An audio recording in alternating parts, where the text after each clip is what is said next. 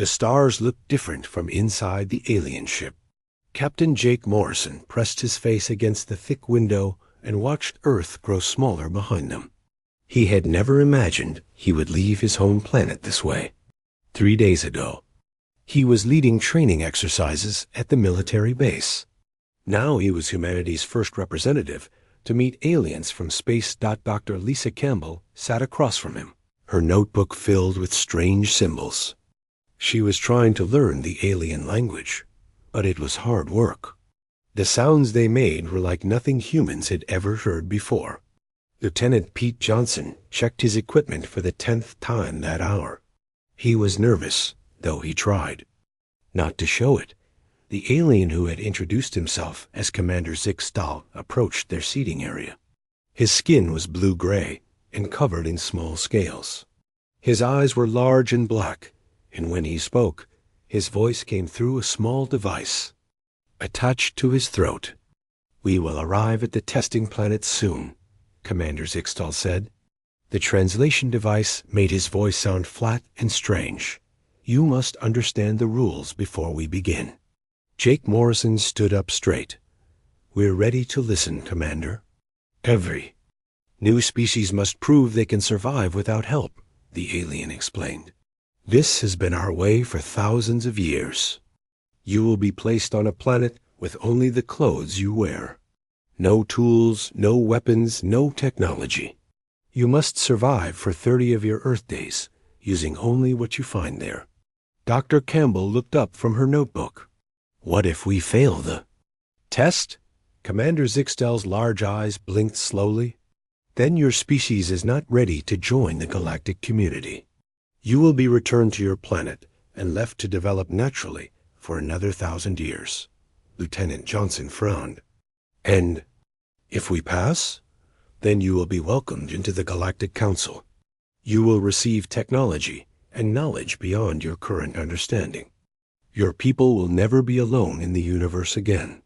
The ship shuddered as it dropped out of faster-than-light travel.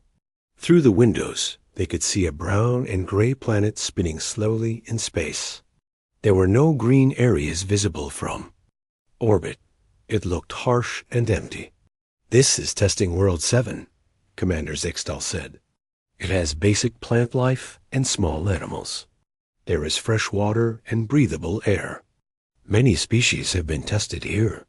Most fail within the first week." Jake Morrison studied the planet below. "How many species have passed this test?" "In the last 500 years, only 12 species have succeeded. The average time to develop basic stone tools is 23 days.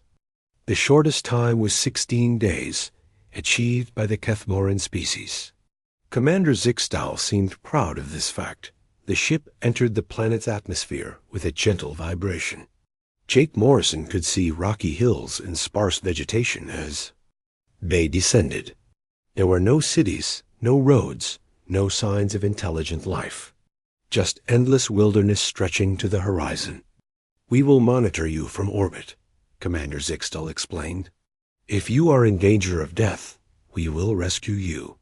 But any help we provide means immediate failure of the test. Do you understand?" All 3 humans nodded. Dr. Campbell closed her notebook and secured it in her jacket pocket.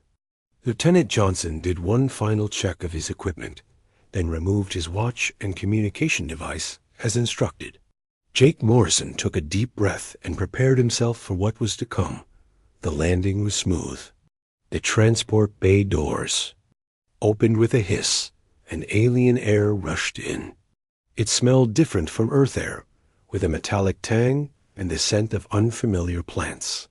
The gravity felt about the same as Earth, maybe slightly lighter. Commander Zixtal led them to the exit. "Ramp. You will be released here. We will return in 30 days to evaluate your progress. Remember, no tools except what you create yourselves. No help from us under any circumstances." Jake Morrison shook the alien commander's strange, cold hand. "Thank you for this opportunity. We won't let you down." Dr. Campbell and Lieutenant Johnson followed Jake down the ramp onto the planet's surface. The ground was rocky and uneven, covered with small gray plants and patches of reddish dirt. In the distance, they could see hills covered with twisted trees that looked like they had been shaped by strong winds. The alien ship lifted off immediately, rising into the pale orange sky until it was just a small dot among the clouds. The three humans stood alone on an alien world, with nothing but the clothes on their backs and their own intelligence to keep them alive. "Well," Jake Morrison said, looking around at the barren landscape, "I guess we better get started." "Doctor." Campbell knelt down and examined the strange plants. "These look similar to earth succulents. They might store water." She carefully broke off a small piece and squeezed it. A few drops of clear liquid came out. Lieutenant Johnson was already scanning the area for potential threats and resources. "I see what looks like a water source about half a mile north. Those trees might provide shelter materials. The rocks here are mostly sedimentary, so they should break clean for tool making." Jake Morrison smiled at his team's quick assessment. "The aliens think this will take us weeks. Let's see if we can surprise them." Back in orbit, Commander Zixtal settled into his observation chair. The monitors showed the three humans spreading out to explore their immediate area. He had seen this pattern many times before. New species always started with confusion, then panic, then slow acceptance of their situation. "How long do you think they will last?" asked his assistant, a younger Kethmoran named Veltar. "Humans appear physically weak compared to most species we test," Commander Zixtal replied. "Their planet shows signs of advanced technology, but they seem to lack natural weapons or armor. I predict they will struggle to make even basic stone tools. Perhaps 15 to 20 days before they develop anything useful." Veltar marked this prediction in the official record. Neither alien noticed that Jake Morrison had already found a suitable rock and was examining its grain structure. They didn't see Dr. Campbell testing the flexibility of plant fibers. They missed Lieutenant Johnson marking potential trap locations. In the soft dirt, the test had begun, and humanity was about to show the galaxy something it had never seen before. The first morning on the alien planet brought strange orange sunlight and cold air. Jake Morrison woke up under a shelter made from twisted branches and large leaves.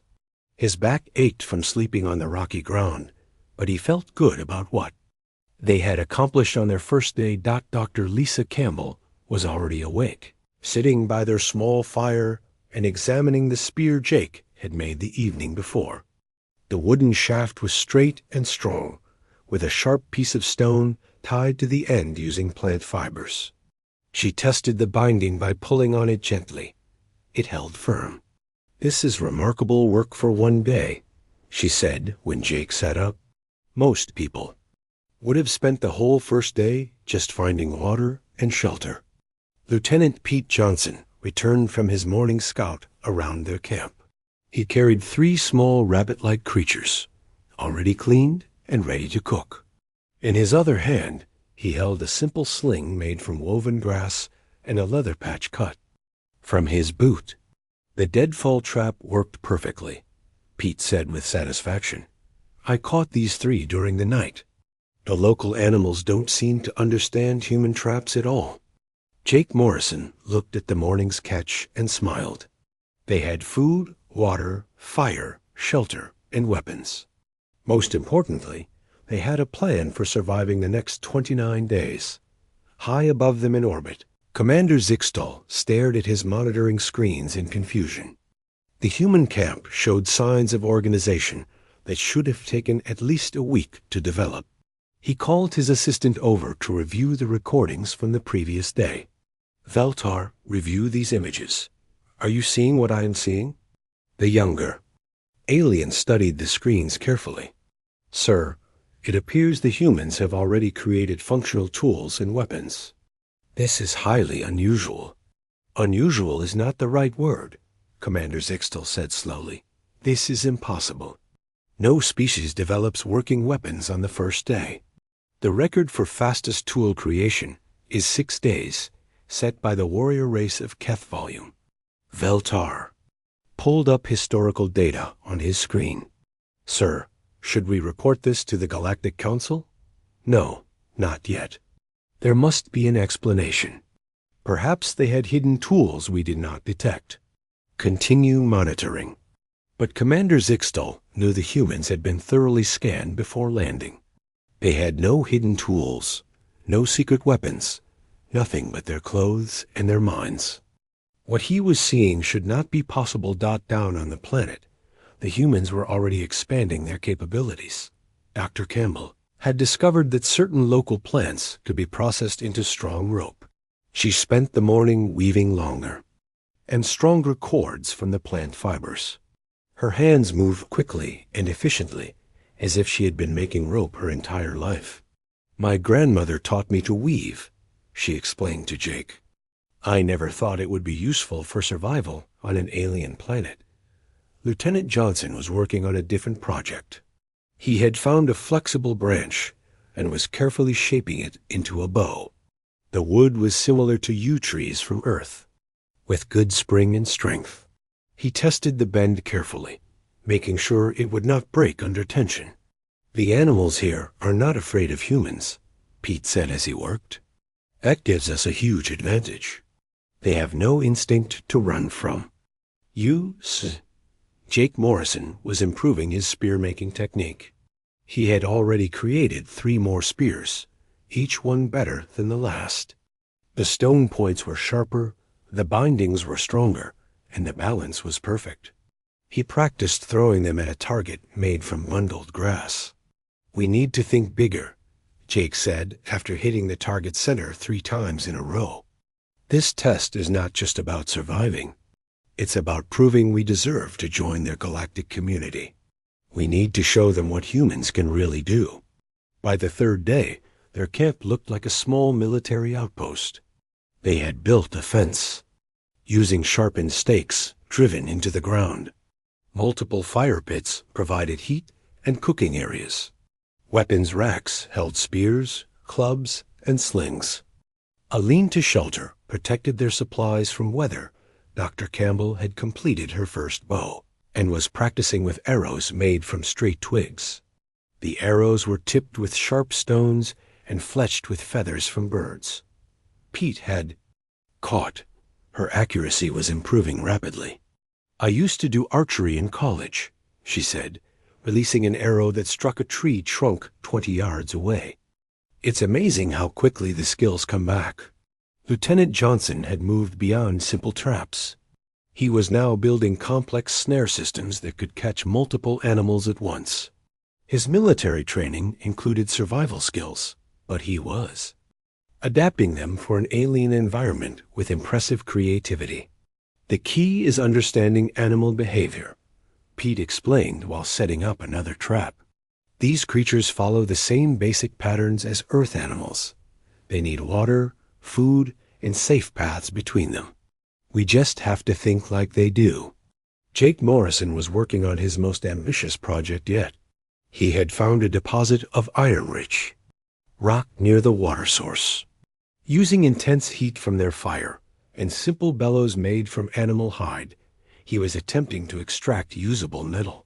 If we can make metal tools, we'll have a huge advantage, Jake said, stoking the fire hotter. Stone weapons are good, but metal weapons are better. Commander Zixtal watched these developments with growing alarm. The humans had now accomplished what most species took months to achieve. They were not just surviving, they were thriving. Worse, they seemed to be accelerating their development each day. Sir, Veltar said nervously, I think we should contact the Council.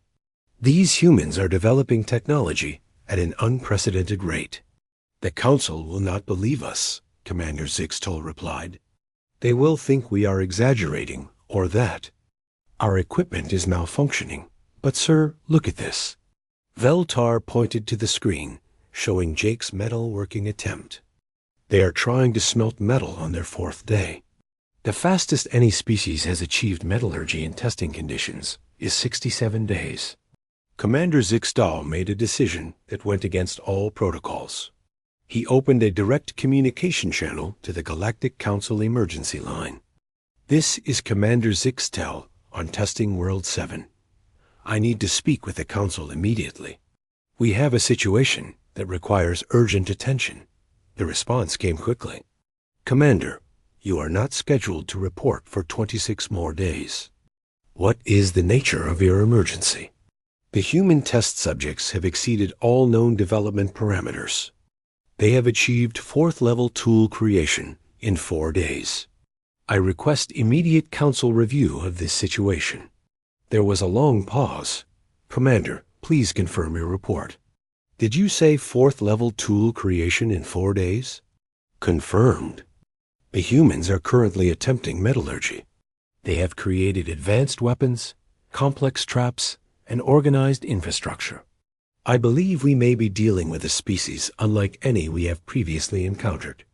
Down on the planet, Jake Morrison successfully extracted his first piece of crude iron from the ore. It was small and impure, but it was metal. He held it up to show his teammates.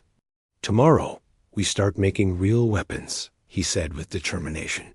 Neither the humans nor the aliens realized they had just crossed a line that would change galactic history forever.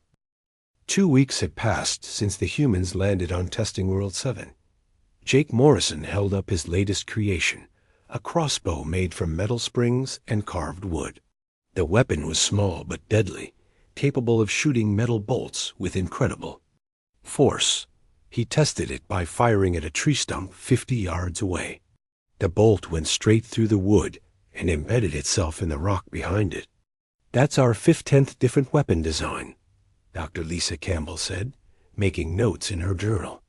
She had been keeping careful records of their innovations. "We've created spears, bows, crossbows, slings, clubs, traps, and now mechanical weapons. I don't think any civilization has ever progressed this fast." Lieutenant Pete Johnson returned from his morning patrol, carrying a bundle of hollow plant stems.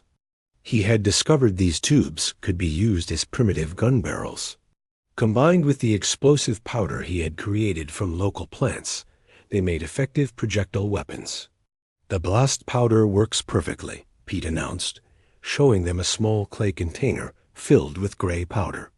"I tested it on some rocks this morning. The explosion was loud enough to scare away all the local animals for miles." Jake Morrison examined the powder carefully. "This changes everything. We're not just making weapons anymore. We're making weapons that can destroy other weapons." Their camp now looked like a military fortress. High walls made from sharpened logs surrounded multiple buildings. Watchtowers provided views in all directions. Weapon storage areas held hundreds of different tools of war. They had created a workshop area where they forged metal tools and weapons using techniques that should have taken centuries to develop. Dr. Campbell had become their chief engineer. Her background in physics helped her understand the principles behind their weapons. She had designed a catapult that could throw large rocks over long distances. The mechanism used counterweights and pulleys to multiply the throwing force. "The key is understanding leverage and momentum," she explained while adjusting the catapult's aim. "With the right design, a small force can create a much larger impact." Lieutenant Johnson had mapped the entire area around their camp.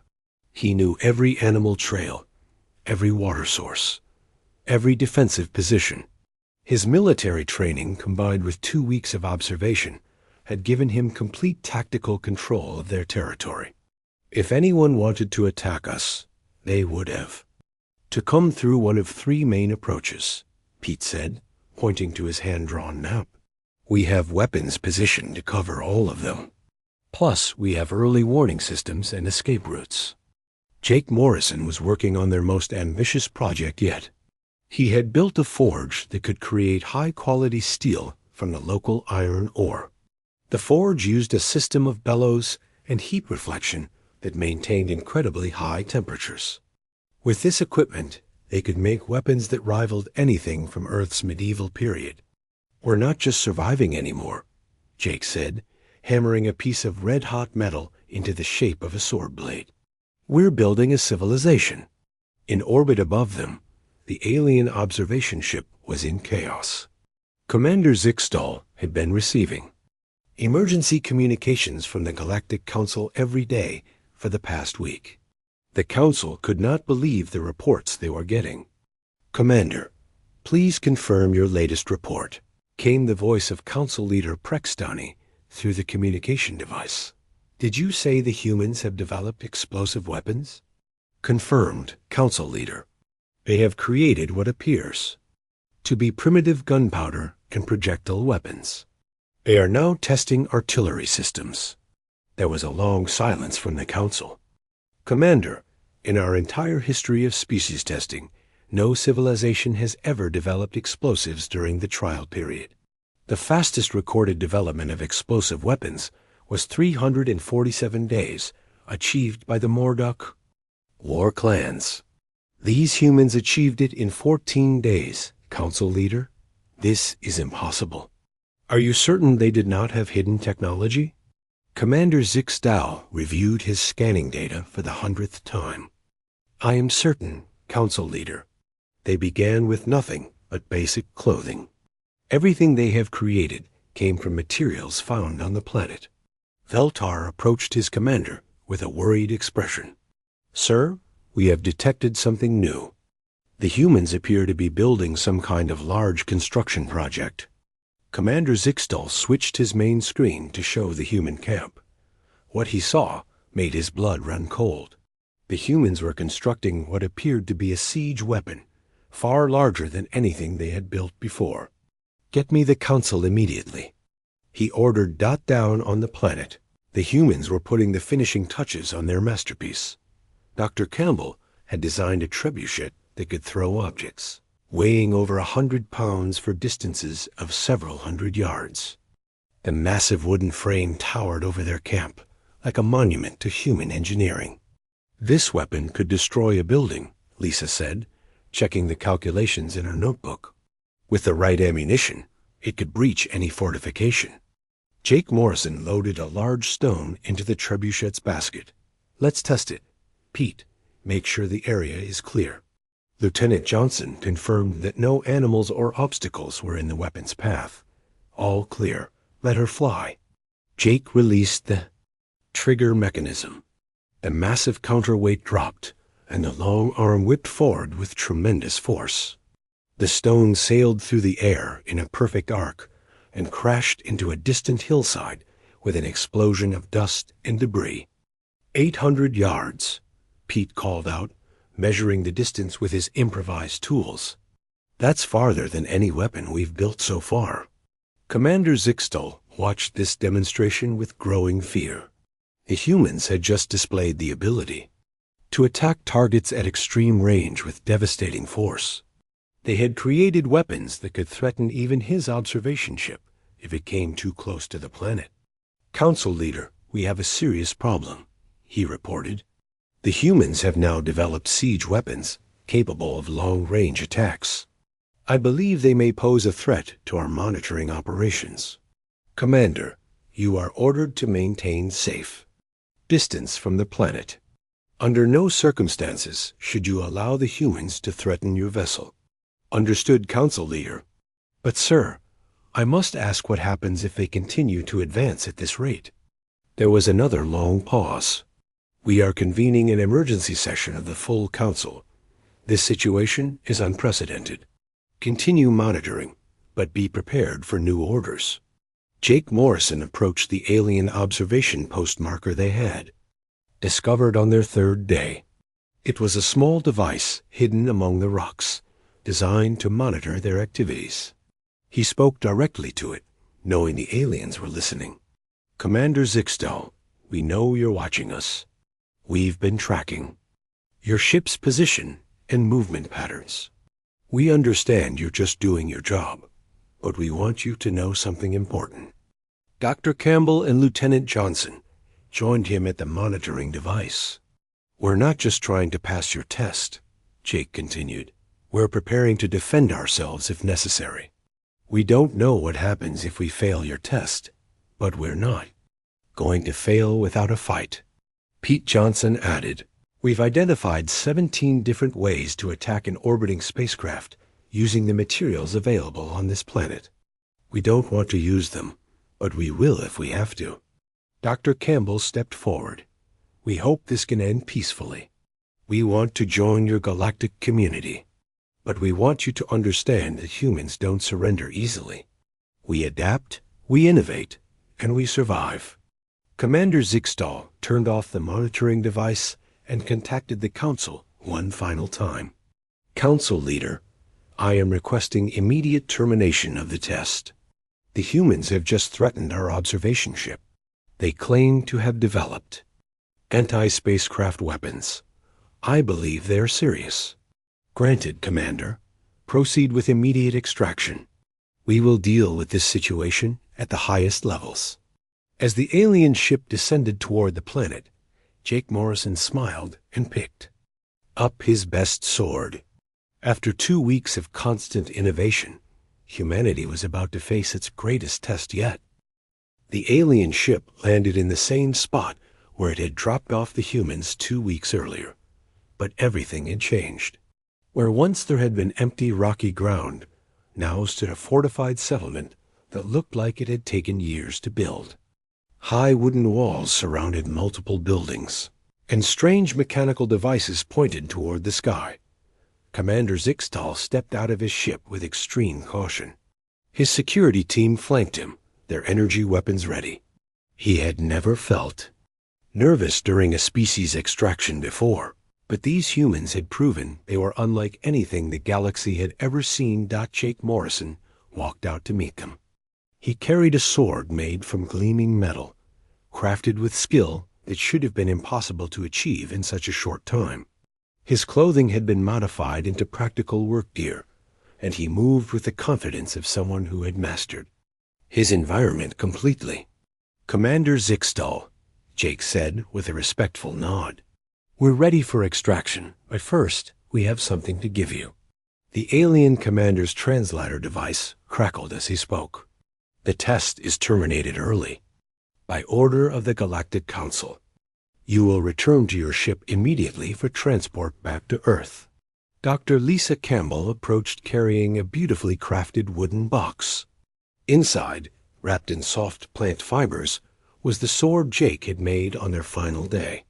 The blade was perfectly straight and sharp, with intricate designs carved into the metal. The handle was wrapped in leather and balanced for optimal use. "This is a gift," Lisa said, offering the box to Commander Zixtal. "On Earth, giving a sword to someone means you respect them as a warrior. We want you to know that we understand. You are just following orders." Commander Zixtal stared at the weapon in amazement. The craftsmanship was extraordinary. The metalwork showed techniques that his own species had taken centuries to develop. The humans had created this masterpiece in less than 2 weeks, using only natural materials. Lieutenant Pete Johnson joined them, carrying his own equipment. "Commander, we want to apologize if we made you uncomfortable. We didn't mean to threaten you. We were just preparing for all possibilities." "You created weapons capable of attacking spacecraft," Commander Zixtal said, his voice tight with concern. "How is this possible?" Jake Morrison smiled. "Humans have been making weapons for thousands of years. It's what we do when we face problems. We don't just adapt to our environment. We change it to suit our needs." Dr. Campbell opened her notebook and showed the alien commander pages of detailed drawings and calculations. "We documented everything we created: spears, bows, crossbows, catapults, trebuchets, explosive devices, and metallurgy techniques. We also developed new construction methods, food preservation systems, and defensive strategies." "In 14 days, Pete added. "We know that's fast compared to other species, but for humans, this is normal problem-solving behavior." Commander Zixtal looked around at their settlement one more time. The humans had not just survived, they had built a civilization. They had gone from having nothing to creating weapons that could threaten advanced alien technology. It was terrifying and impressive at the same time. "Why do you create weapons so quickly?" he asked. Jake Morrison thought carefully before answering. "Because on Earth, everything wants to kill you. The animals, the weather, other humans, diseases, natural disasters. We learned a long time ago that the best defense is having lots of different ways to protect yourself. We don't just make weapons," Lisa added. "We make tools to make better tools. We build systems that improve themselves. It's how we survived when we were weak and small. And now we're not weak and small anymore," Pete said with a grin. The journey back to the alien ship was strange. Commander Zixtal found himself walking between three humans who had completely changed his understanding of species development. They chatted casually about their 2 weeks on the planet, as if creating an arsenal of advanced weapons was more difficult than taking a camping trip. "The hardest part was figuring out the metallurgy," Jake said as they walked. "The local ore had different properties than Earth iron, but once we understood the chemistry, it was just a matter of trial and error." "I enjoyed the engineering challenges," Lisa said. "Building the trebuchet required some complex calculations, but the physics principles are the same everywhere in the universe. The tactical planning was fun too," Pete added. "Designing defensive positions for an unknown enemy using unfamiliar terrain. It was like a really complicated puzzle." Commander Zixtal stopped walking. "You enjoyed this? You were being tested for your species' survival, and you enjoyed it?" The three humans looked at each other and laughed.